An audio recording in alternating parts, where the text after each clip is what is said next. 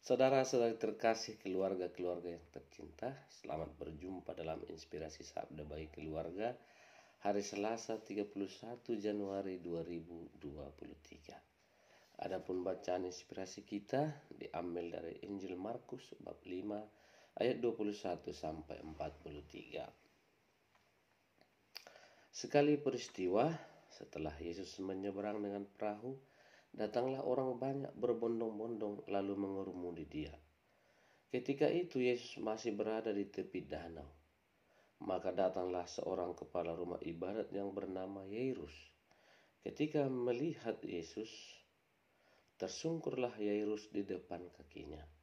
Dengan sangat ia memohon kepadanya, "Anakku perempuan sedang sakit, hampir mati. Datanglah kiranya dan letakkanlah tanganmu atasnya, supaya ia selamat dan tetap hidup." Lalu pergilah Yesus dengan orang itu. Orang banyak berbondong-bondong mengikuti dia dan berdesak-desakan di dekatnya. Adalah di situ seorang perempuan yang sudah 12 tahun lamanya menderita pendarahan. Ia telah berulang-ulang diobati oleh berbagai tabib, sampai habislah semua yang ada padanya. Namun sama sekali tidak ada faedahnya, malah sebaliknya keadaannya makin memburuk. Dia sudah mendengar berita-berita tentang Yesus. Maka di tengah-tengah orang banyak itu ia mendekati Yesus dari belakang dan menjamah jubahnya. Sebab katanya, "Asal ku jamah saja jubahnya, aku akan sembuh." Sungguh seketika itu juga berhentilah pendarahannya dan ia merasa badannya sudah sembuh dari penyakit itu. Pada ketika itu juga Yesus mengetahui bahwa ada tenaga yang keluar dari dirinya. Maka ia berpaling di tengah orang banyak itu dan bertanya, "Siapa yang menjamah jubahku?" Murid-muridnya menjawab, "Engkau melihat sendiri bagaimana orang-orang ini berdesak-desakan dekatmu. Bagaimana mungkin engkau bertanya, siapa yang menjamah aku?" Lalu Yesus memandang sekelilingnya untuk melihat siapa yang telah melakukan hal itu. Maka perempuan tadi menjadi takut dan gemetar sejak ia mengetahui apa yang telah terjadi atas dirinya. Maka ia tampil dan tersungkur di depan Yesus. Dengan tulus ia memberitahukan segala sesuatu kepada Yesus. Maka kata Yesus kepada perempuan itu, "Hai anakku, imanmu telah menyelamatkan engkau. Pergilah dengan selamat dan sembuhlah dari penyakitmu." Ketika Yesus masih berbicara, datanglah orang dari keluarga kepala rumah ibadat itu dan berkata, "Anakmu sudah mati, apa perlunya lagi engkau menyusahkan guru?" Tetapi Yesus tidak menghiraukan perkataan mereka dan berkata kepada kepala rumah ibadat, "Jangan takut, percaya saja." Lalu Yesus tidak memperbolehkan seorang pun ikut serta kecuali Petrus, Yakobus dan Yohanes saudara Yakobus. Dan tibalah mereka di rumah kepala rumah ibadat, dan di sana Yesus melihat seorang-orang ribut, menangis dan meratap dengan suara nyaring. Sesudah masuk, Yesus berkata kepada orang-orang itu, "Mengapa kamu ribut dan menangis? Anak ini tidak mati tetapi tidur." Tetapi mereka menertawakan dia. Maka Yesus menyuruh semua orang itu keluar. Lalu ia membawa ayah dan ibu anak itu dan mereka yang bersama-sama dengan Yesus masuk ke dalam kamar itu. Lalu dipegangnya tangan anak itu, katanya, "Talita kum," yang berarti, "Hai anak, aku berkata kepadamu, bangunlah." Seketika itu juga anak itu bangkit berdiri dan berjalan, sebab umurnya sudah 12 tahun. Semua orang yang hadir sangat takjub. Dengan sangat Yesus berpesan kepada mereka supaya jangan seorang pun mengetahui hal itu. Lalu ia menyuruh mereka memberi anak itu makan. Demikianlah sabda Tuhan. Terpujilah Kristus. Saudara-saudari yang dikasihi Tuhan, siapakah Yesus bagi kita orang beriman? Salah satu ungkapan iman dari orang Kristen, orang Katolik, bahwa Yesus adalah Tuhan. Mengapa Yesus disebut Tuhan? Karena dia memiliki kuasa, kekuatan yang dimiliki sama seperti Allah, sama seperti Tuhan sendiri. Dan memang dia sungguh-sungguh penuh kuasa seperti Allah Bapa yang mengutusnya.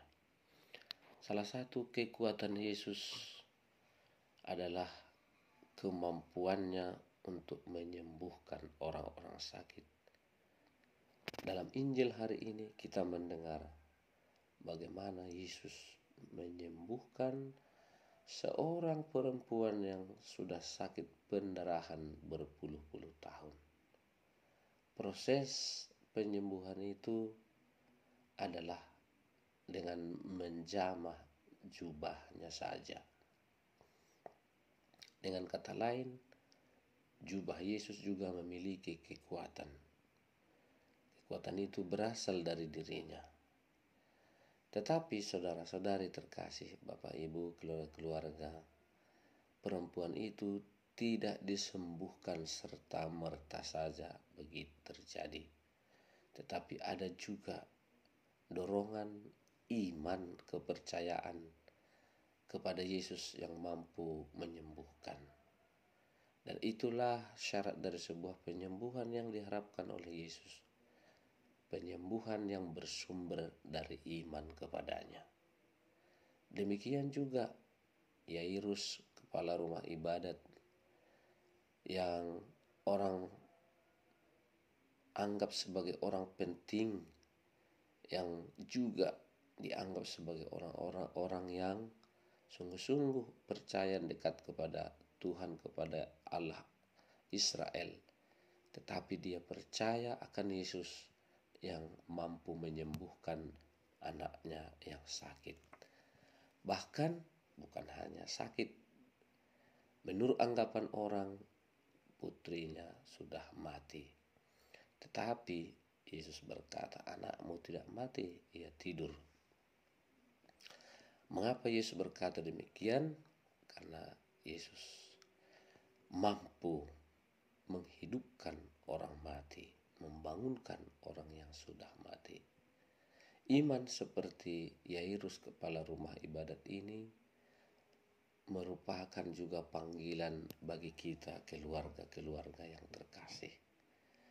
Di sekitar kita banyak anak-anak yang mati lumpuh, bukan hanya secara fisik, tetapi juga secara rohani, secara psikologis, secara kejiwaan. Mereka sudah mati, mereka tidak bangun, tidak lagi berdaya karena kesulitan tantangan hidup yang demikian berat di tengah-tengah keluarga. Kita belajar dari Yairus yang tidak memperhitungkan kedudukannya sebagai kepala rumah ibadat, datang kepada Yesus.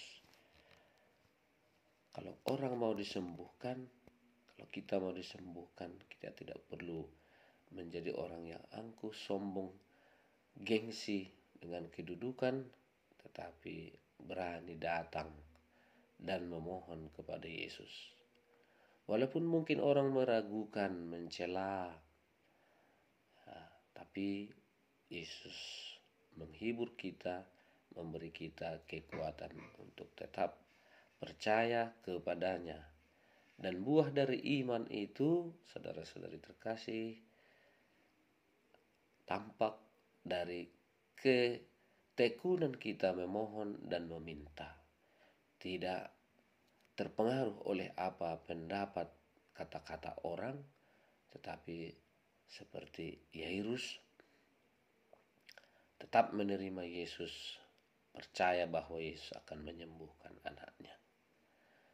Dengan peristiwa penyembuhan hari ini, mukjizat yang dilakukan Yesus, kita pun diajak untuk senantiasa percaya dan yakin akan kuasa Yesus.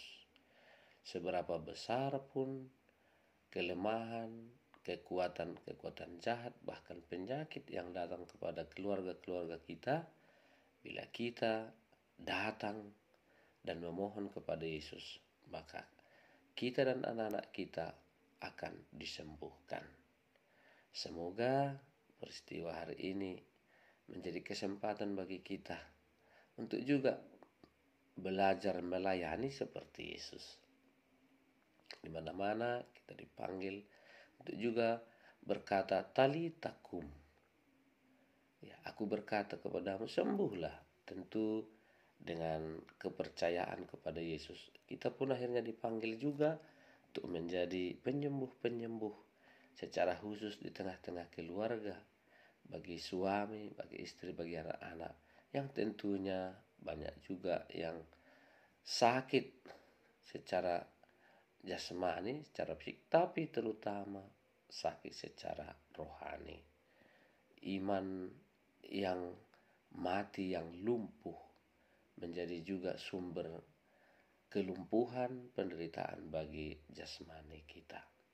Semoga Tuhan Yesus menyembuhkan penyakit-penyakit, kelemahan-kelemahan kita, sehingga kita pun akhirnya bisa menjadi orang-orang yang sehat, yang dapat melayani seperti Yesus, diikuti, diyakini, dan menjadi contoh bagi banyak orang sebagai orang yang percaya akan kuasa Tuhan. Semoga Tuhan memberkati keluarga-keluarga kita, menyembuhkan segala penyakit dan segala kesulitan yang kita hadapi, kelumpuhan, pendarahan dalam tanda petik yang juga masih sering menimpa kita. Tuhan Yesus Maha Baik, kasihanilah kami.